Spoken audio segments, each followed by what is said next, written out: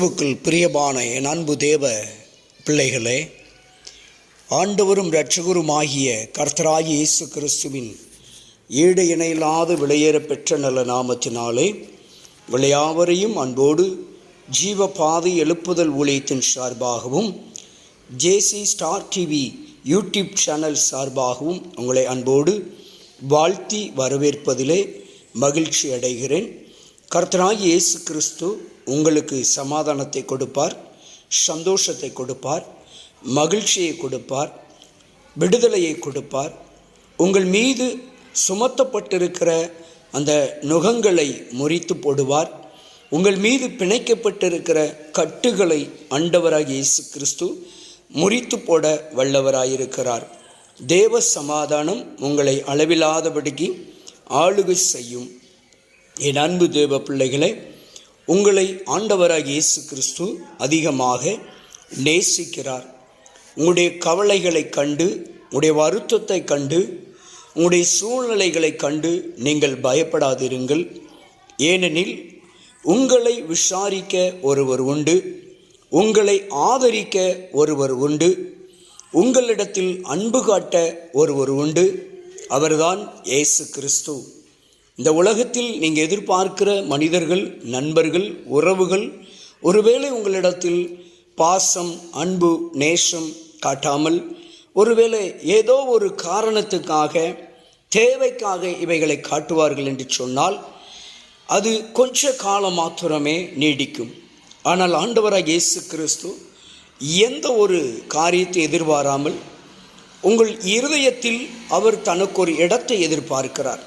உன் இருதயத்தில் எனக்கு இடம் கொடு, நான் உன்னிடத்தில் வந்து வாசம் பண்ணி உன்னோடு கூட இருக்க நான் வாஞ்சிக்கிறேன் என்று இயேசு அழகாய் சொல்லுகிறார்.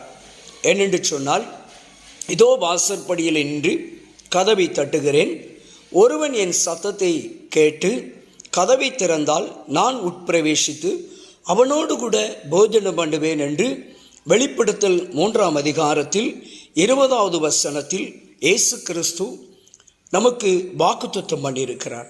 என் அன்பு சகோதரனே, சகோதரியே, என் அன்பு தேவ பிள்ளைகளே, ஊழியக்காரர்களே, ஊழியக்காரிகளே, ஒருவேளை ரட்சிக்கப்படாதவர்களாக இருக்கலாம், சத்தியத்தை அறியாதவர்களாக இருக்கலாம், இயேசுவை ஒருவேளை இதுவரை ஏற்றுக்கொள்ளாதவர்களாய் கூட இருக்கலாம். என் அன்பு தேவ பிள்ளைகளே, ஒருவேளை மனமுடைந்து பின்மாறி போய் இயேசுவின் அன்பை ருசித்தும் அதை மறந்து பின்மாறி போய் சூழ்நிலை நிமித்தமாக, போராட்டத்து நிமித்தமாக இயேசுவின் அன்பை விட்டு தூரமாய் ஒருவேளை நின்று கொண்டிருக்கலாம். ஆண்டவராகிய இயேசு கிறிஸ்து இன்றைக்கு உங்களுடைய இருதயத்தின் கதவுகளை தட்டி கொண்டிருக்கிறார். என் அன்பு சகோதரனே, உன் இருதயத்தின் கதவுகளை தட்டி கொண்டே இருக்கிறார். ஒவ்வொரு நாளும் மகனே, மகளே என்று சொல்லி ஒவ்வொரு நாளும் உங்கள் இருதயத்தின் கதவுகளை இயேசு கிறிஸ்து தட்டி கொண்டிருக்கிறார்.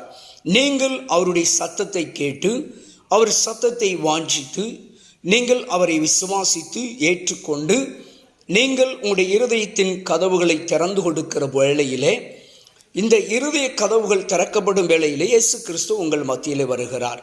உங்கள் வாழ்க்கையில் எந்த பகுதியிலெல்லாம் இயேசு கிறிஸ்து தேவையோ அந்த பகுதிகளுக்குள்ளெல்லாம் இயேசுவை நீங்கள் அழைக்கிற பொழுது அவர் துரிதமாய் கடந்து வருகிற ஒரு அன்பின் தேவனாயிருக்கிறார். அவர் உங்களுக்கு ஆதரவு தெரிவிக்கிறவர், அவர் உங்கள் பட்சமாய் இருக்கிறவர், உங்களுக்காக வழக்காடுகிறவர், அவர் உங்களுக்காக பரிந்து பேசுகிறவர். உங்களுடைய கண்ணீரை இயேசு துடைக்க வல்லவராயிருக்கிறார். இயேசு கிறிஸ்து உங்களை அதிகமாய் நேசிக்கிறபடியினால் அவர் நேற்றும் இன்றும் என்றும் மாறாத தெய்வம். உங்களிடத்தில் வந்து உங்களுக்கு நன்மை செய்ய வாஞ்சை உள்ளவராய், விருப்பமுள்ளவராய் இருக்கிறார். இந்த உலகம் உங்களை வெறுக்கலாம், உலகம் உங்களை மறக்கலாம், ஒருவேளை உலகம் உங்களை பொருளாதார ரீதியிலே அளவீடு பார்க்கலாம். ஐயோ ஸ்தோத்திரம், ஏற்ற தாழ்வுகளோடு படித்தவன், படிக்காதவன், பணக்காரன் என்று சொல்லி பல வழிகளிலே உங்களை அளவீடு பார்த்து ஒருவேளை உங்களை ஒதுக்கி வைக்கலாம். என் அன்பு தெய்வ பிள்ளைகளே, ஆனால் இயேசு கிறிஸ்து இந்த உலக மனிதர்களைப் போல, நாம் நம்பும் மனிதர்களைப் போல, நாம் நேசிக்கும் மனிதர்களைப் போல அவர் பார்ப்பதல்ல, பார்க்கிறவர் அல்ல. ஆண்டவராகிய இயேசு கிறிஸ்து நம்மை அளவில்லாதபடிக்கு நேசிக்கிறார். அவர் ஏற்றத்தாழ்வு பார்க்க மாட்டார், ஜாதி பார்க்க மாட்டார், மதம் பார்க்க மாட்டார், இனம், மொழி, நிறம் பார்க்க மாட்டார். படித்திருக்கிறோமா, படிக்கவில்லையா, வசதியாக இருக்கிறோமா, ஏழையா, எதுவுமே பார்க்க மாட்டார்.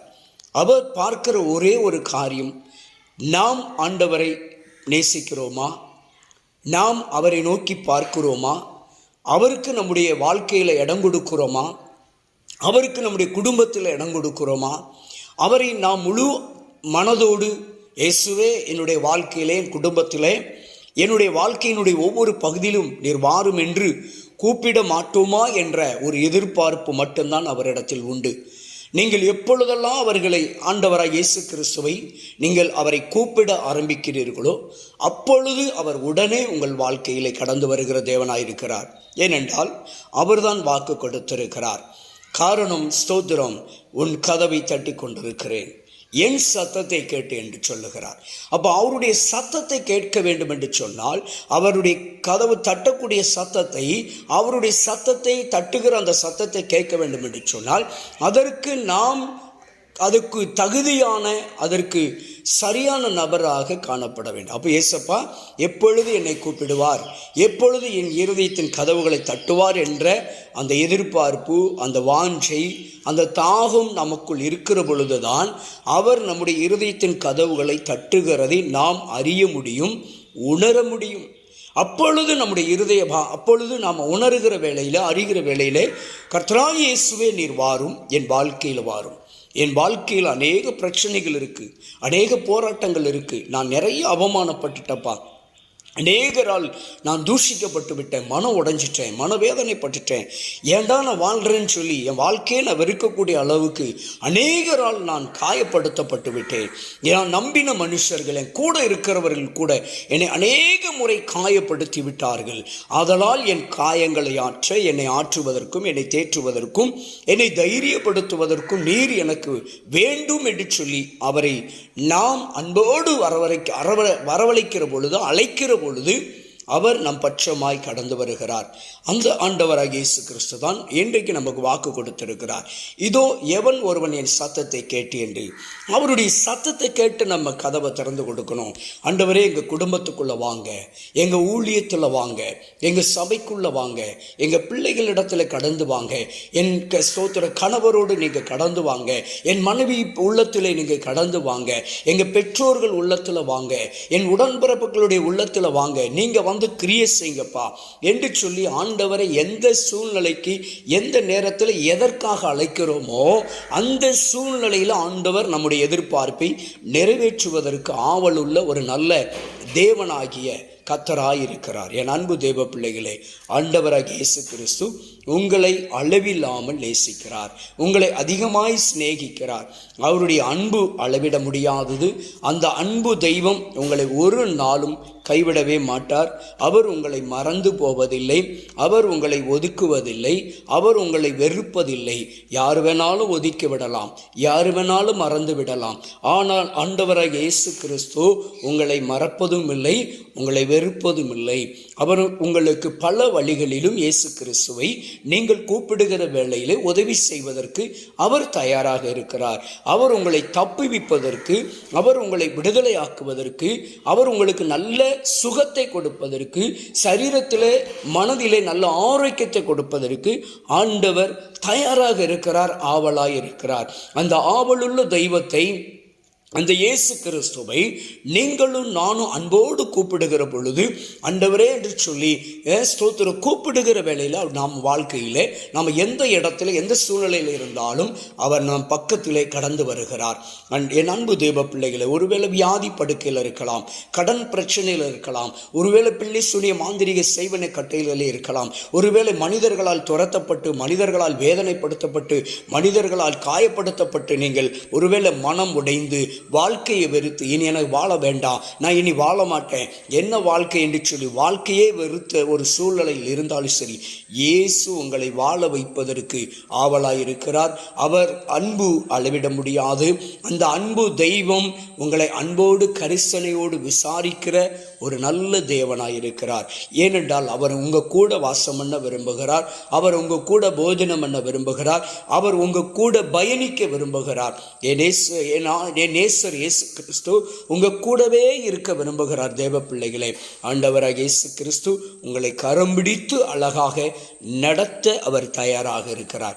இயேசு ஒருபோதும் ஒரு நாளும் ஒருவரையும் கைவிட மாட்டார். என் அன்பு தேவ பிள்ளைகளே, இயேசுவை நம்பி பயணிங்க.